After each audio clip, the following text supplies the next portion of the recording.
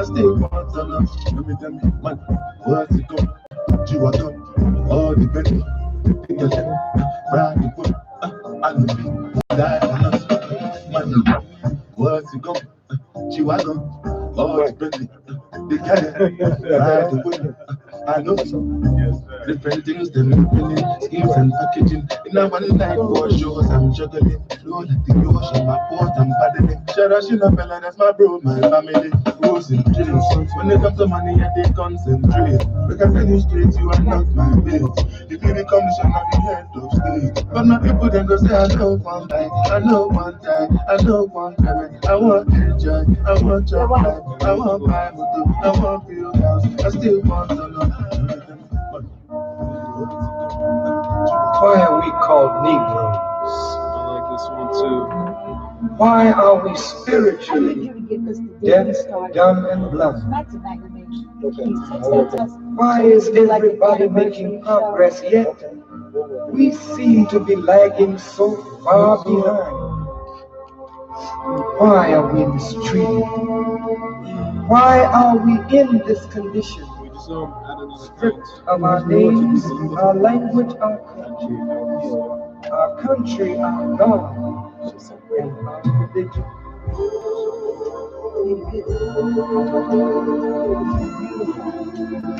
Tell me why.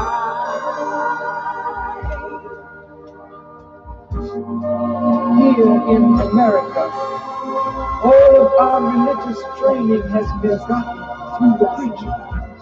And he has told us of a heaven way up in the sky that we can't enjoy now, but rather after we die. Greetings to you. Once again, it's Brother Abdul Haq Muhammad. I'm the student minister of the Honorable Minister Louis Farrakhan for the Muhammad Mosque of Islam, number 25, which is located here in the city of North New Jersey. Once again, we are deeply grateful and highly honored for the privilege and the pleasure to be able to speak to you over these airwaves. We're at WURN, live from the historic Rutgers North College campus, the Paul Robeson Student Center. I have with me once again my esteemed guests and colleagues. To my right, far right, Pastor, you would like to introduce yourself? Grace and peace be unto you from God our Father, Lord Jesus Christ. This your boy, Pastor in the Hood, Pastor B. our late senior pastor, New Summers Worship Center, right on Avon Avenue at 14th Street in the Brick City. Reverend? Greetings to all of you out there in Radio Land. This is Reverend Louise Scott Roundtree, Manager of Clergy Affairs for the Honorable Raz J. Baraka, Mayor, City of Newark, and Associate at the Good Neighbor Baptist Church located at 100 Chancellor Avenue, Newark, New Jersey.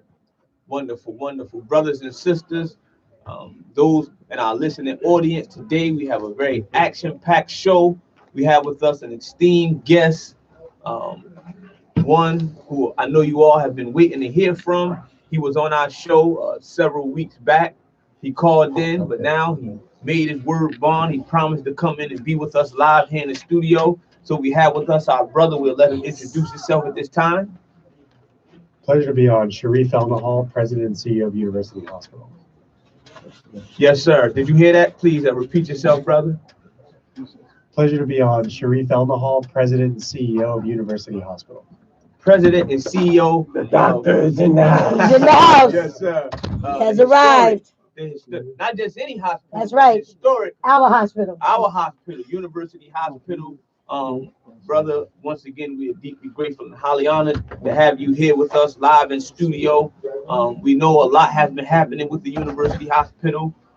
We thank God for our mayor, the Governor Phil Murphy, who we know issued, I believe, in 2008, an executive order 32. I have with me here, I would just like to read some of it. And it's from Governor Phil Murphy. Today, at that time, signed an executive order directing the state health commissioner to install, which was you at that time, correct? Yes, it was you at that time, health commissioner, to install a monitor to review expenditures and assess the level of care provided at University Hospital in North in response to a series of concerns regarding the quality of care and the financial health of the institution.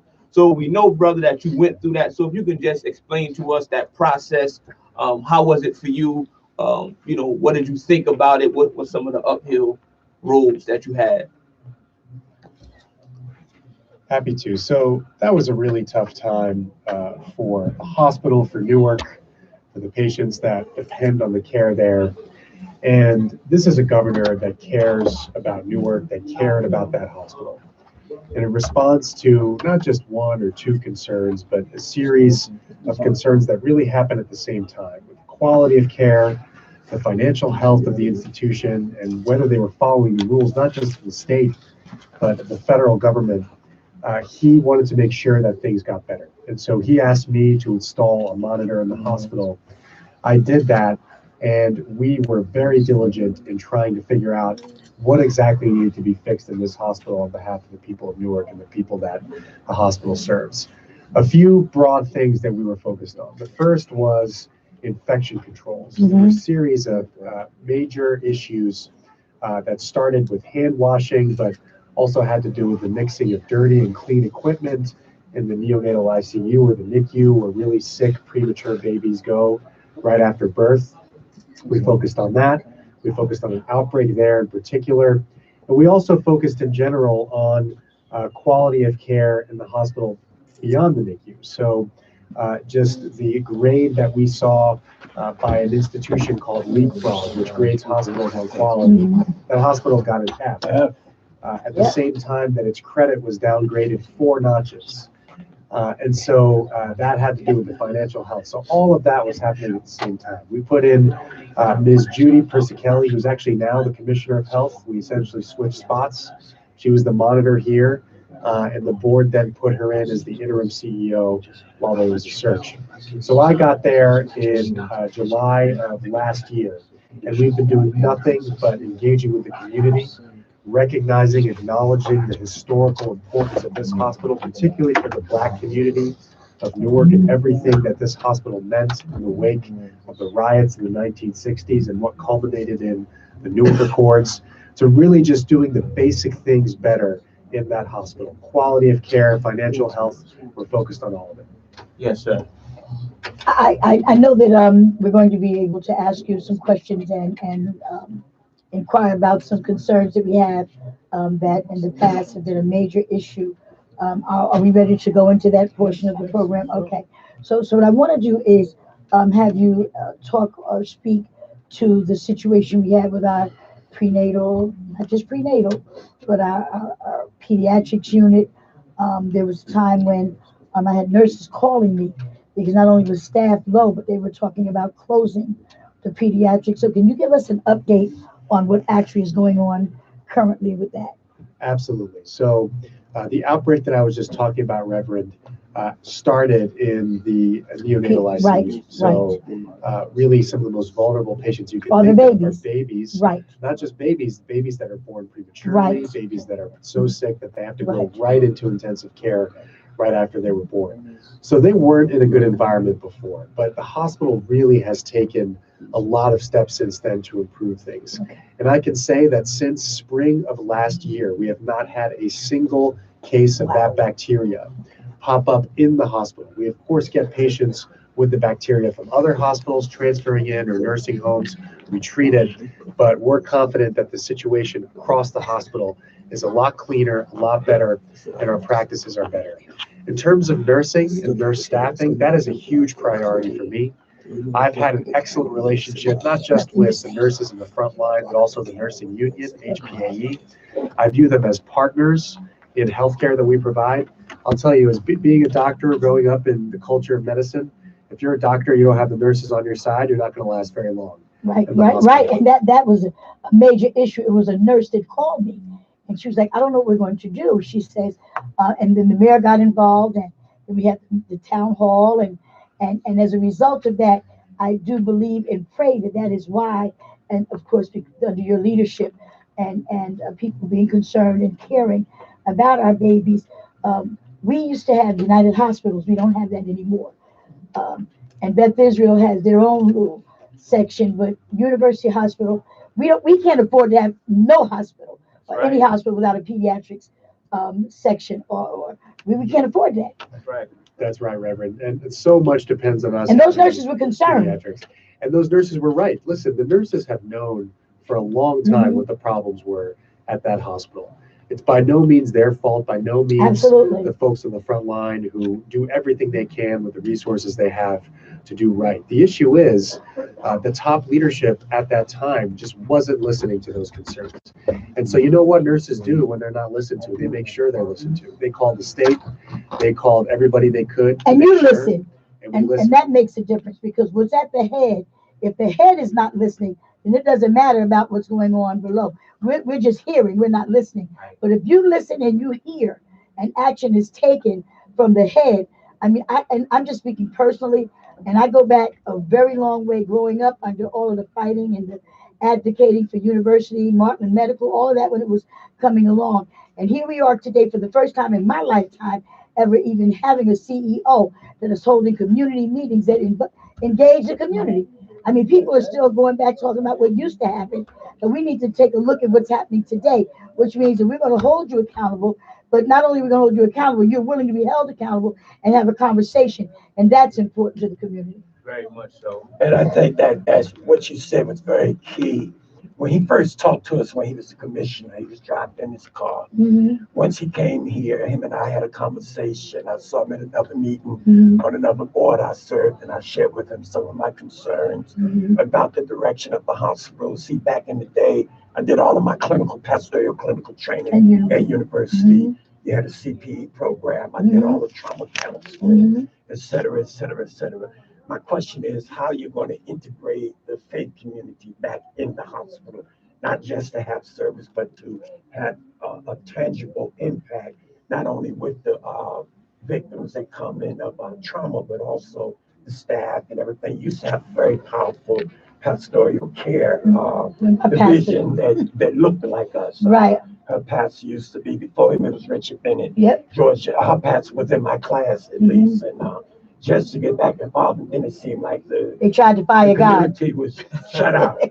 They tried. Was shut out, and no volunteers. They fired God. Going on, and I'm glad to have you. I've heard your story about juvenile diabetes and all that, and how you got involved in medicine and stuff like that. Number one, and then number two, you're the next. You're not the first person of color, but you're the first one that came out to the hood. Absolutely. And said that what it used to be Otis Story back in the day when I was there. Go ahead, Story was in charge, and a good brother, but he just was overwhelmed, and they were shocking him on every. Dr. Berger was still living there, right? And Stanley just Berger. with the university, the whole school piece, and everything like you hear on the campus of Rutgers, how we're going to get our people integrated and interested in healthcare. Yeah, Pastor, your question about the importance of engaging the faith community just couldn't be more important. The faith community in Newark is the most trusted institution, regardless of the actual faith itself, whether it's Islam or Christianity, Judaism, whatever it is. These are the institutions of trust in Newark. So me coming in humbly into this hospital, I'm going to be transparent. We're not anywhere near finished with fixing problems at that hospital. That hospital has been neglected for a very long time. And so there's a lot to fix. We're much better in the neonatal ICU. We're much better than we were in the fall of 2018, but we're by no means done. So coming to the community, engaging the faith community in particular, and saying, I'm going to need your help in getting the word out about what we're doing well, about engaging everything when we can to help fix the problems is important. We're also engaging faith leaders directly in our chaplaincy program and in our program that reaches out to the folks that need us the most in our emergency room. In fact, we are training chaplains now to be case navigators, people who can capture someone in the emergency room and say, look, I'm a person of faith. I belong to the same faith as you. Here's my institution. I'm a pastor. I'm an imam, whatever it is. But I also have been trained in case navigation in medicine, and I can help you coordinate your care and try to keep yourself out of the emergency room if you can help it. That's awesome. That means connecting you to clinics. It means connecting you to care in the home if you qualify for it. It means enrolling you for health insurance. We have actual chaplains of all faiths doing this right now at University Hospital. So it's not just supporting the community. We have people in the hospital who are people of faith doing this work. Can I just ask a question? In your opinion, why do you think such an important institution that has been important to so many people have suffered the type of neglect that University Hospital have suffered? I think it's the same story of structural and institutional racism that we have seen for so long. This is a problem that didn't just lay with the hospital. It's the entire city of Newark, and the non-responsiveness of so many people in power for so long who said, you know what, we're just going to accept the white flight that happened in the 1960s after the violence. That violence, by the way, came from decades, centuries of discrimination of people of color in this city. And it's not just neglect. That neglect turns out to have health outcomes over time. It affects health outcomes. So the fact that there is a development of safe, places to live in neighborhoods, the fact that you don't have primary care, family medicine, the basic preventative care that so many in the suburbs have benefited from for so long.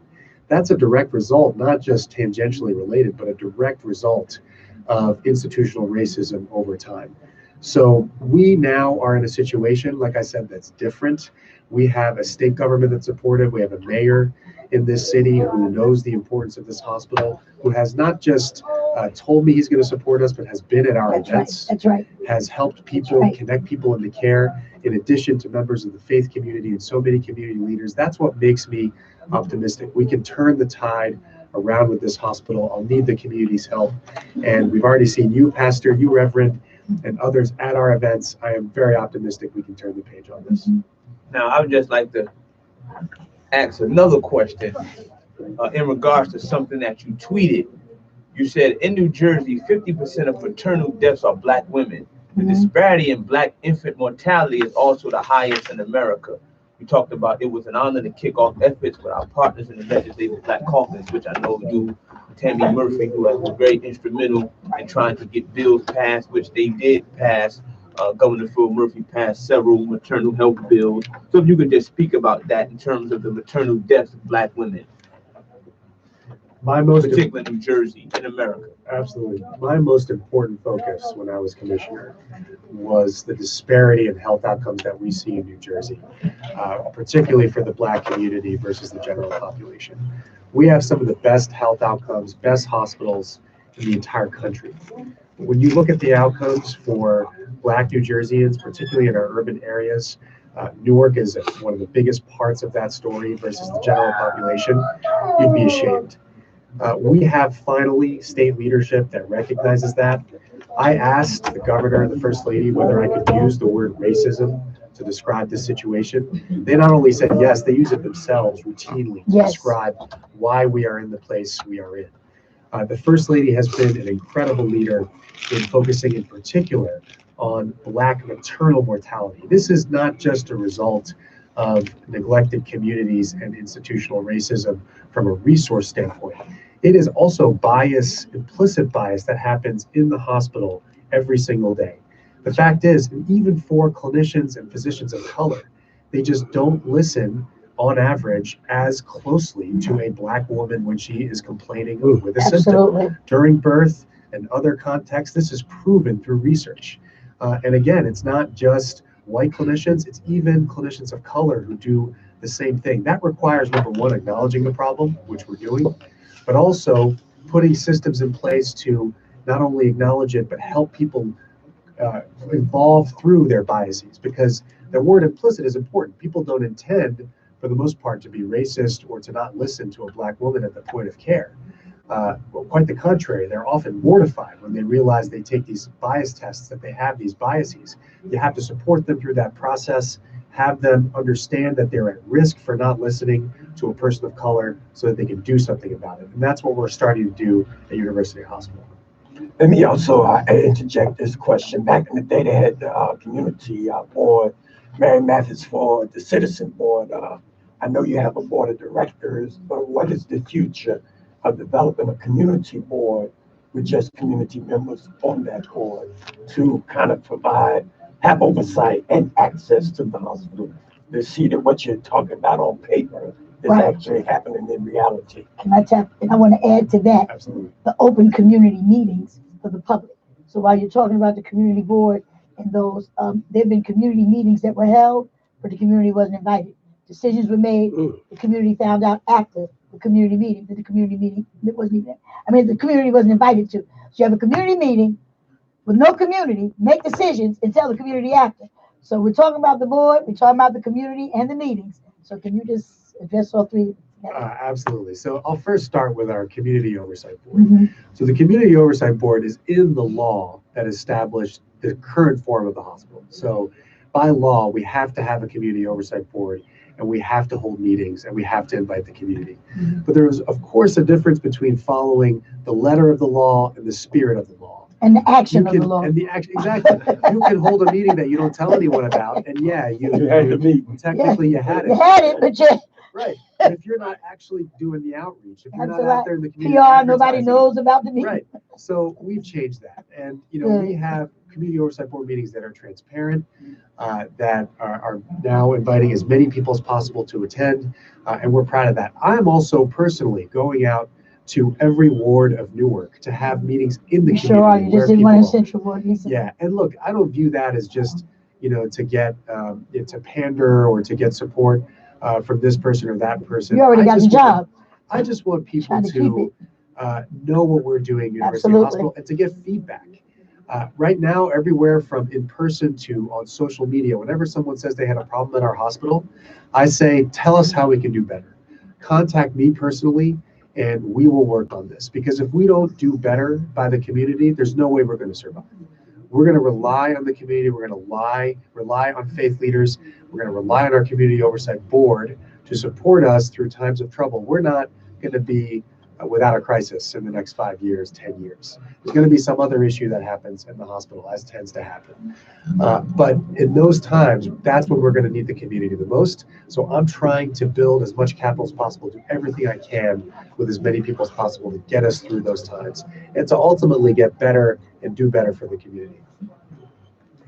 Which means that we will be notified when there are community meetings, especially the faith-based community. Yes, ma'am. Okay. Well, The Hill He's awesome. reported an article of 2017, and the headline was "Black Americans Don't Trust Our Healthcare System," and they begin to go into a plethora of reasons of why. But it gives a historical perspective in terms of the Black community's lack of trust of the medical profession. Many books have been written, one being The Medical Apartheid, A Dark History of Medical Experimentation on Black Americans from Colonial Times to the Present, written by Harriet A. Washington. But in this particular article, it talks about how the U.S. medical establishment has a long legacy of discriminating and exploiting Black Americans, the indelible memory of which remains deeply embedded in the collective consciousness of the community. So I want to ask you, what are some of the things that University Hospital is doing in order to bridge that gap? You understand? In order to, I would say, cause Black people to begin to trust and have faith in their local hospital. I want to just first start by saying that is a completely understandable skepticism and in many cases fear of the medical establishment by the Black community across the country, not just in Newark. You had a legacy of things like the Tuskegee trial, which literally let people live with syphilis just so they could observe what happens over time, the natural history, quote unquote. And that was in particular targeted to the Black community. With a history like that, it's no wonder that people are skeptical. And also in the 2010s, you had people like Beyonce and Serena Williams say that they were not listened to by the medical establishment. If you have those celebrities, people who are popular across the spectrum, still feel like they're not listened to by the medical establishment, how can you expect anybody, any ordinary person who's a person of color, to expect that? We have to acknowledge this issue. We have to do better. And we have to, it's a continuous process. You can never say that you're done dealing with bias. That's that you're right. Done, that you've won, you've completed the project. This is a project that is ongoing. It's very similar. You know, I'm Muslim by background, and we have principles that say you always work on your faith. Your faith will slip if you do not work on it diligently every day. Just like your skills, just like your knowledge and the professional arena and the workplace, the same goes for this type of work. You have to continuously check the organization, check yourself to make sure these biases aren't getting in the way of your care. And that's what we're trying to really tout across this hospital and for the Newark community.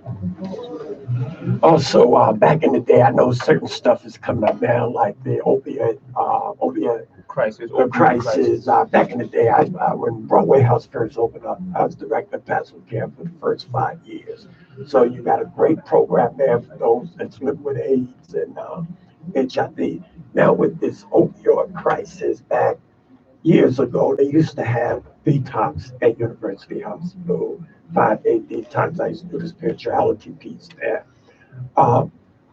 Is it possible that you could be forming some type of collaboration that when our people, not just Integrity House and all that, but from the hospital to the next step, some type of entity that y'all can do a partnership with to kind of give the people the same opportunity that want to be helped on their drug addiction?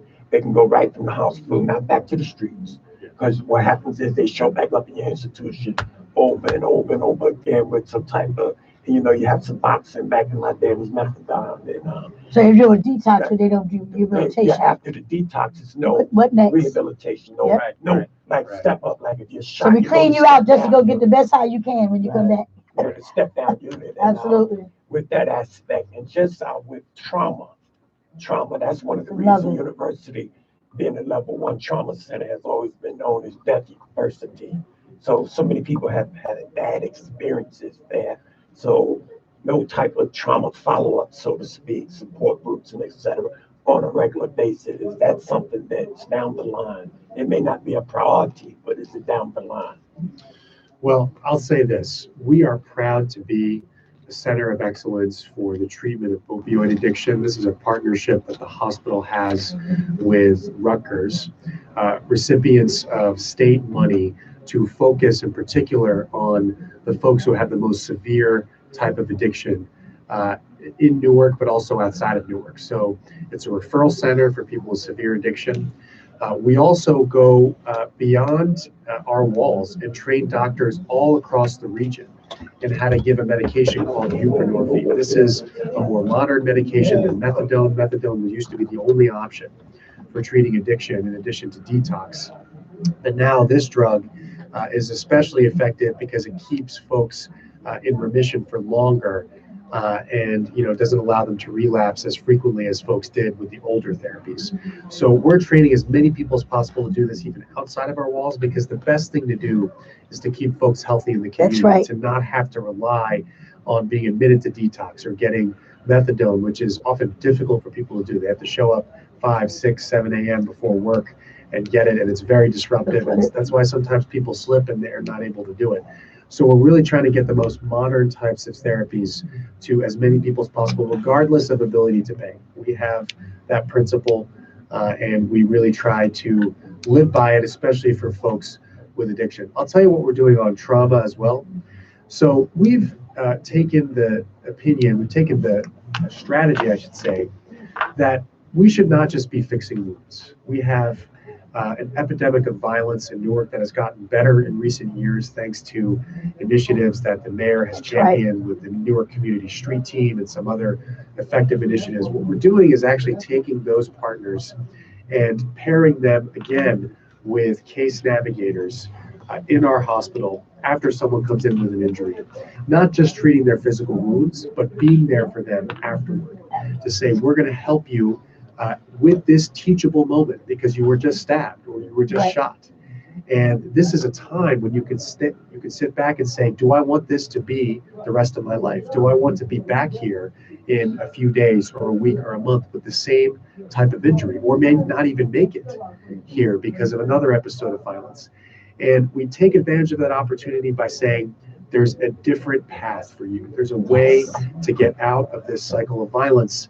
And that has to do with getting the right medical treatment, has to do with enrolling in as much state, local government services as possible, getting health insurance, and starting to turn a leaf with job training, getting stable employment, and getting out of the risky communities that they're coming from. And so that remain parts of the community, a central part of the community, but the specific environmental factors that keeps bringing them into the hospital. We're trying to get them out of that cycle. So we're really proud of that work. It's called the Hospital-Based Violence Intervention Program. Governor Murphy signed legislation to make that standard in trauma centers across the state. So Camden and absolutely. Madison. Yeah. Yeah, Jersey so City, yeah. he just signed legislation in this past session, but also Lieutenant Governor Sheila Oliver has signed legislation creating a grant program. We are a best practice in this area. We're very proud of it, and we're just going to continue to expand that work. And you talked about training individuals outside of your walls. What does that look like? Who in particular are you training? Is it people of the cloth, faith-based leaders, community activists? How does that Combination work? of all. Right, training people outside of your walls to deal with addiction or help people deal with addiction. How does that look? It's definitely a combination of folks. So I mentioned it's called the Familiar Faces program, where we're training chaplains to follow folks and make sure that they're doing everything they can to stay healthy outside the hospital, not just rely on our care inside the hospital. We're also, again, partnering with organizations like the Newark Community Street Team. So Akila Sherrills and I have gotten to know each other. We're working closely, humble, finally, as a medical establishment, saying, we're not going to be the ones who can go out there and calm people down after an episode of violence. Deciding, hey, we need to partner with folks who are trusted to go back out there and say, this person was injured. It wasn't because person X, Y, or Z doing this to them, which could have otherwise led to more violence. So this is, again, just another example of how we are not just partnering, but relying on community leaders to do better by Newark. That's great. I serve on the board of Newark Community Health Centers. I'm his vice chair. And we have 7 centers throughout the city of Newark, Irvington, East Orange, etc. And I understand we have a collaboration with University Hospital as a resource center, not only a resource center. As far as the other hospitals are concerned, we know that Beth Israel has the heart. We know that University used to have the liver. That still exists in Sammy Davis liver transplant. We do have actually a very high volume, effective, best in the state liver transplant center right now. Okay, that's still in place. And how about the helicopter coming down? We got it. It's called the Red Star. We got Yes, we got the helicopter. Yep. It's been a while since I've been down there regular. No, but, I mean to tell you, I tell people all the time, brother minister, I tell people, now if my heart go bad, I don't know. But if I get stabbed and shot, y'all better pass every hospital and take me to Rutgers University, because they have one of the, if you can be saved, University has one of the most outstanding trauma units, and I've been there and seen them do 9 transfusions trying to save somebody. And I used to say, Lord, have mercy. Is this person, my faith says, Lord, let them make it. But the brains might be, and you're like, are they really going to make it? But they do everything they can. And your trauma. Eric Nunez, who used to be a state senator, that was his project. That was his program. He fought for the trauma. All the trauma. I was a chaplain. He fought long for that trauma center to be A1. We just let him pass because one of the rumors were you were only allowing the young brothers to pass for organ transplants, organ donations. Then they swallowed the chop shop and all that. So they had all kinds of names. Fought to save individuals regardless of how they came. That's right. And I would like to ask in terms of what is University Hospital currently doing to change the perception as it relates to how people see University Hospital, beyond trauma, because it has gotten a bad rap. We know that the mayor did say a statement he made talking about the federal investment is needed at University Hospital so it could become a first-class teaching hospital. And the statement also called for the creation of a new board for the hospital with North representation. He also asked for a new president, CEO, which they have gotten. They got that. A hospital that has a history of sensitivity to residents. That's right. See, that's the key thing. That's a history of sensitivity to the residents, as you were talking about Beyonce and Serena Williams. History of sensitivity. And black people in general, in terms of the medical profession, that was one of the I would say the falsehoods or the stereotypes that black people didn't need anesthesias because we were immune to pain. So when dealing with those in the medical profession, a lot of times we got to jump through hoops in order to be seen. A woman just died several days ago because she went to an urgent care, I believe, and she was there for hours, or something happened and they didn't see her. She left and she died a few days later. So again, going back to my original question, what are some of the things that University Hospital is doing to change the community's perception of the hospital in terms of its quality of care and service as it relates to the citizens in the community? Yes, sir. So the first thing, and we've already touched on this, is going out there and being there in the community. Myself having folks that are also part of the leadership team, but also who just lead really amazing programs in the community, talking about what they can do for folks across the state. So that's step one. Step two is to actually make us more accountable to the community with real policy change. This is a state hospital. It's a public institution, and it's going to remain that way as long as I'm there. What we need to do, though, is to make sure that our board is composed of the folks that really represent the community. And Governor just signed legislation earlier this week that actually appointed the mayor of Newark as a board member, permanent board member with voting power on our board. So that, yes. There was also another public health expert as part of that bill. It was Assemblyman Giblins sponsored the bill, Senator Rice in the state Senate. And we worked with those legislators to push for that bill. This was a bill that we really wanted to put out there because it, by definition, regardless of whether I'm in the seat or maybe 20 years down the road, somebody else in the seat, they're going to have to be accountable to the community because that structure is there. And that's a permanent change unless somebody changes that law back. And I don't think that's going to happen. So this is going to be a permanent change. The third thing is we really have to start doing what a lot of other hospitals do, which is advertising what we're good at. And that means going to social media, going to commercials, doing things that just make sense to get the word out about how good some of our services are. And that includes trauma. It includes mother-baby services. We've come a long way, like I said, since that outbreak in our neonatal ICU. I think people deserve to hear that and say, there's a lot of women who come to our clinics because they love our doctors, they love our nurses, our clinicians, but they decide to actually deliver at a different hospital. So it's actually safer and better to deliver at the same hospital you've been getting your prenatal care. That's right. Up to a third of women right now do that. We can capture hopefully all of them back to deliver at our hospital. So I gave birth to my son at university. God bless you. Okay, but there was an issue when he was born with his private part, and they didn't have the equipment, so they had the best OBGYN, but nothing for Male circumcision, stuff newborns.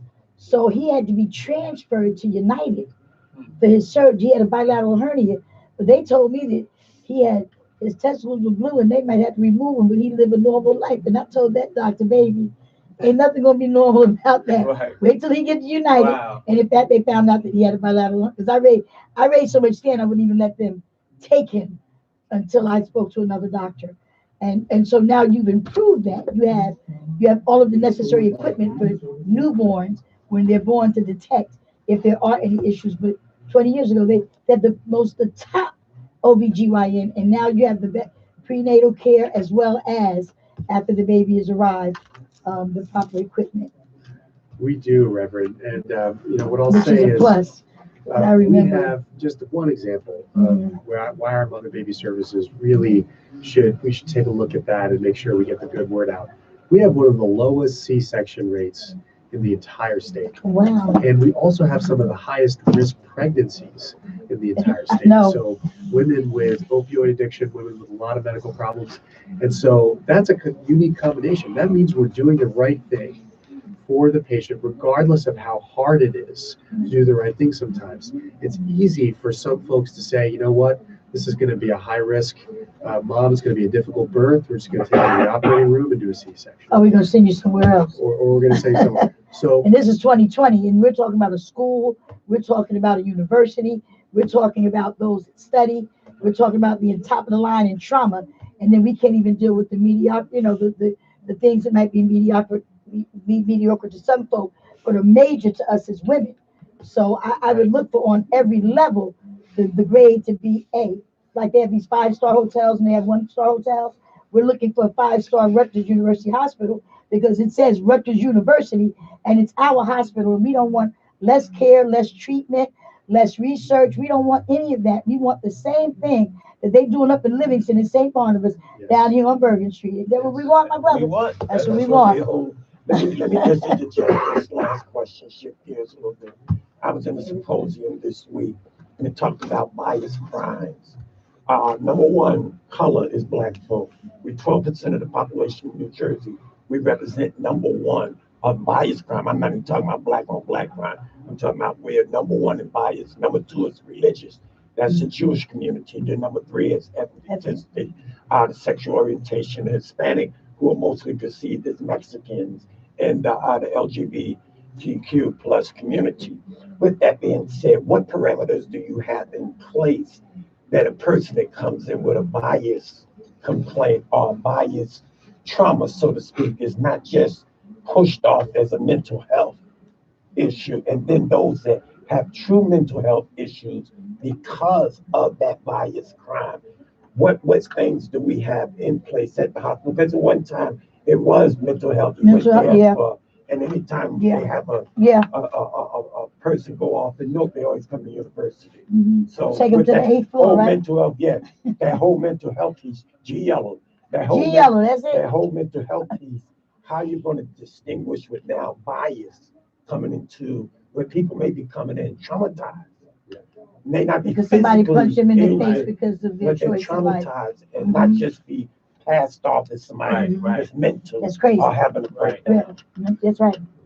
We are focused on making sure that regardless of who walks in the door, the walk of life, their social situation, whether they're homeless, whether they're victims of violence, whether they're victims of, this could be violence from a bias crime or not a bias crime, that we treat them with respect, like they're human beings, and we follow through on their care like we would with anybody else who walks through that door. That's a principle that I'm committed to.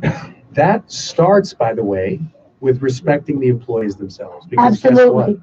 They are from the community too. We have, I think, the most, if not one of the most diverse workforces in the state for a hospital. That's because we hire a lot from Newark. We are one of the biggest contributors to the Mayor's Hire Newark initiative. Right.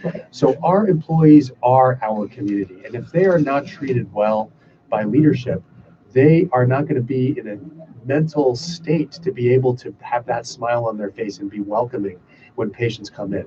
So they are my customer, first and foremost, where I say, what can I do to make your job easier? Because your job is in many ways more important than mine. You're the person who's interacting with that patient when they come in. That's right. You're that clinician who's giving that care. I depend on you. So what can I do in the system to make it easier for you to do that? And that starts with respect. Absolutely. I've been to almost every unit of the hospital at this point.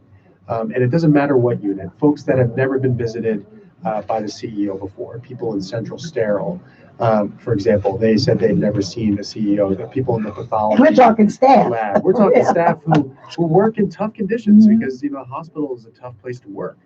But to have someone say, come in and say, I respect you, I value your work, is the first step, because they're really our representatives to the community. It's not going to be me seeing every patient. I, of course, embrace patients and say hi to them and visit them in the hospital, but I can only do that with so many people. It's going to be 7,000 is a large number. Exactly. It's going to be our workforce that does. Absolutely. Well, as we wind down and close, any closing statements to the residents of Newark and the city, the surrounding areas? It's your chance to advertise. You put your commercial out there. You want to leave them with? That's right. Go ahead. This is your closing remarks. I'll just say this. We are going to put the good word out on all of our amazing marquee services. Liver transplant, we have some of the best eye care, ophthalmology, neurosurgery, ear, nose, and throat surgery, and so many other services, mother, baby, like we were talking about. But know that everything we do is going to come from the most important obligation that I think we have, which is to meet the promises that this hospital made in the Newark Accords after what was probably the most harrowing period of this city's history. This hospital was part of Newark's history in the history books in a really essential way. And it was part of the history of institutional racism and our fight against that in 2020.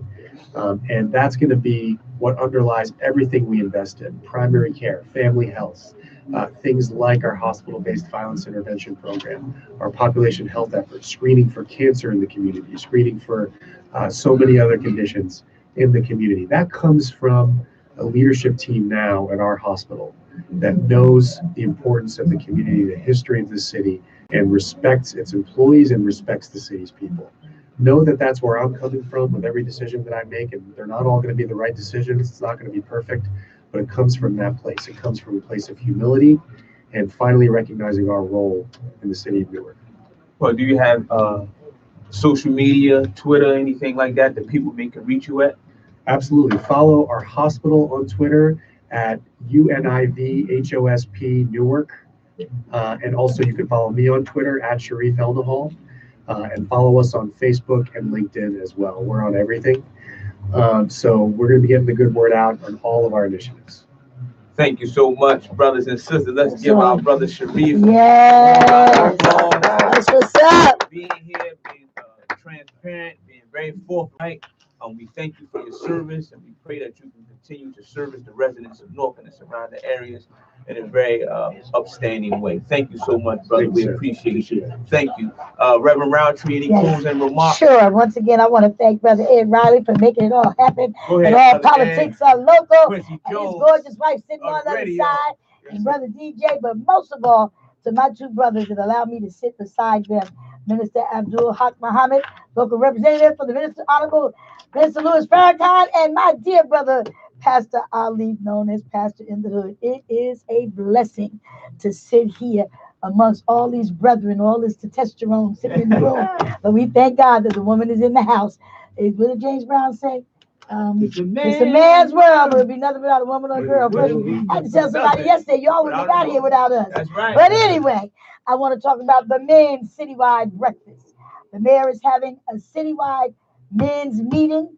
It's a free breakfast, or nothing is free because you're going to get a whole lot of good stuff out of this breakfast. Tickets are available in room 209 at City Hall. We all know that the oil runs from the head. They say the man is the head of the household, but the woman sanctifies the house. He's trying to prepare the men to be the head and do what they need to do. So please, men, listen up. Come out, tell your brother, your son, your uncle, your grandfather, your father to come down to room 209 and get your tickets to attend this epic event at the Robert Treat Hotel on February 17th. And I promise you, men, you will not leave without being blessed. We thank God for a leader in this city that has been positioned to not just look out for the men, but the family. We have women and we have men and we have children. We have the first youth office that has ever been in the city of Newark, located in the basement of City Hall in Newark, New Jersey, where we have the youngest director named Shakira McKnight, who runs that office. So I'm just saying to all of you out there in Radio Land, listen up. If there's anything that you need to know or want to know about what's going on in City Hall, follow social media, take a look at Twitter. Pull up Mayor Baraka, pull up Minister Abdul Haq Muhammad. You can pull up Pastor Ali if you want to know what's going on in the hood. But anyway, but actually, all seriousness, please, man, please, the city's doing some great things. And there's a whole lot we can announce and talk about, but the minute hours drawing nigh, and we don't want to, I want to take up all the time. So God bless you and thank you. Thank you so much. Time well spent. And I want to thank God, Doc, for being here. And I'm glad he didn't bring no notes and nothing spoke. He didn't bring nothing. I mean, his business has a hit in his heart that he can explain everything. And I appreciate that. I also want to send a shout out to the family of Bishop James. Bishop Everett, yes. Who died on last night. Transition died.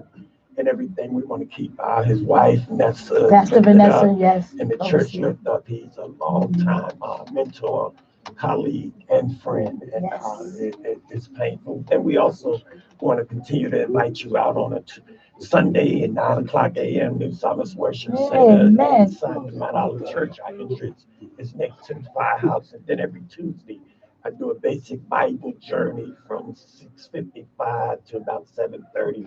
I do it on Facebook Live under Pastor in the Hood Ali. So we invite you to come in and share with that and listen and learn And we pray for the city of Newark and all of our local cities, East Orange, Irvington, everybody in the Essex County. And we're looking to turn the hood back into a neighborhood. Peace, family. One more thing. I want to thank you, CEO and President Sharif, because we sat next to each other at a dinner before he became the CEO. And I was sitting next to him, and I think I said, let me pray for you, because I knew what was ahead of him.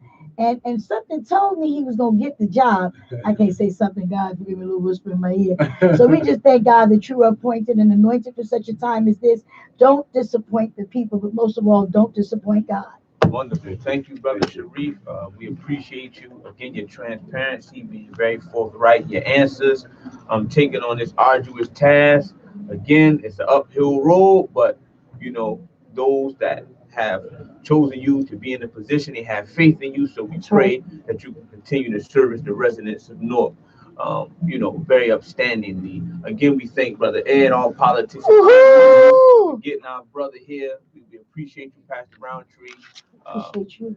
Pastor Savings Day. Savings Day is coming up 2020, February 21st. The Honorable Yes, Minister sir. Louis Farrakhan will be speaking. Again, brothers and sisters, we appreciate you all for tuning in with us. Also want to give a shout out to the Black Caucus, Brittany Timberlake, and all of those of the legislative branch who've been really working hard in terms of the maternal health disparities.